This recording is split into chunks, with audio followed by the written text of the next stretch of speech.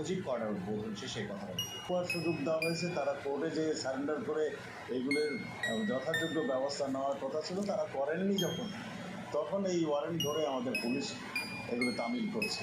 তার মানে এই নয় মির্জা ফখরুল সাহেব যেটা বলেছেন এটা কিন্তু সত্যি নয়। আমাদের পুলিশ এখন অত্যন্ত দক্ষ, অত্যন্ত অভিজ্ঞ।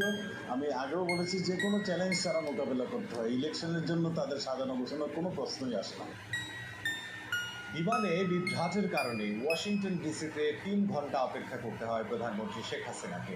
বিমানের ভালভ নষ্ট হয়ে যাওয়ার কারণে এই দেরি বলে জানান পররাষ্ট্রমন্ত্রী।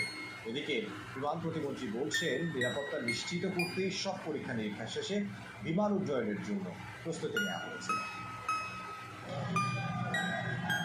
জাপানি উচ্চ পর্যায়ের সফর শেষে গত 1 মে বাংলাদেশ ও বিশ্বব্যাংকের মধ্যে 50 বছরের অংশীদারিত্বের অনুষ্ঠানে যোগ দিতে ওয়াশিংটন যান প্রধানমন্ত্রী শেখ হাসিনা। সেখান থেকে 4 মে ব্রিটেনের রাজার অভিষেক অনুষ্ঠানে অংশ নিতে ওয়াশিংটন ডিসি ছাড়েন প্রধানমন্ত্রী। লন্ডনের উদ্দেশ্যে এই যাত্রায় ওয়াশিংটন বিমানবন্দরে 3 ঘন্টা অপেক্ষায় থাকতে হয় প্রধানমন্ত্রী শেখ হাসিনাকে।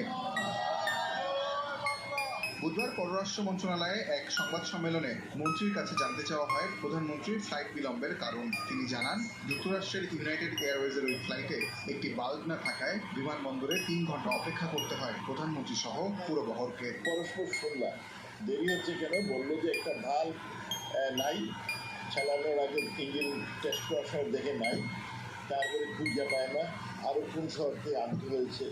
ওয়াশিংটনের মতো জায়গা, সেই ইউনাইটেড এয়ার অত পুরনো এয়ার, সে পার্স নাই, আরও কোন জায়গার থেকে আনতে হয়েছে, সেই জন্যে 3 ঘন্টা এয়ারপোর্টে বসে থাকা। এদিকে বেসামরিক বিমান প্রতিমন্ত্রী জানান, প্রধানমন্ত্রী সহ যাত্রীদের নিরাপত্তা নিশ্চিত করতেই সব পরীক্ষা নিরীক্ষা শেষে বিমান উড্ডয়নের জন্য প্রস্তুত করা হয়েছিল।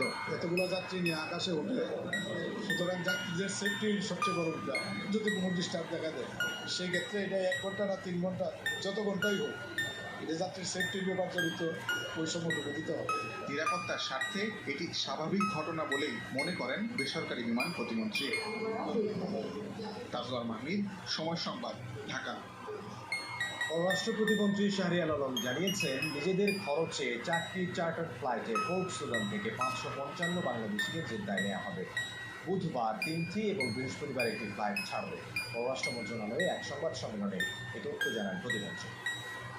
555 জন মতো পোর্ট সুদানে আছেন, তার মধ্যে 3টি ফ্লাইটে আজকে তারা জেদ্দায় চলে আসবেন এবং আরেকটি ফ্লাইটে আগামীকালকে চলে আসবেন, এবং আগামীকাল বা পরশুদিন নাগাদ তারা বাংলাদেশে গিয়ে তাকে আমরা প্রয়োজনীয় অর্থ পাঠিয়েছি।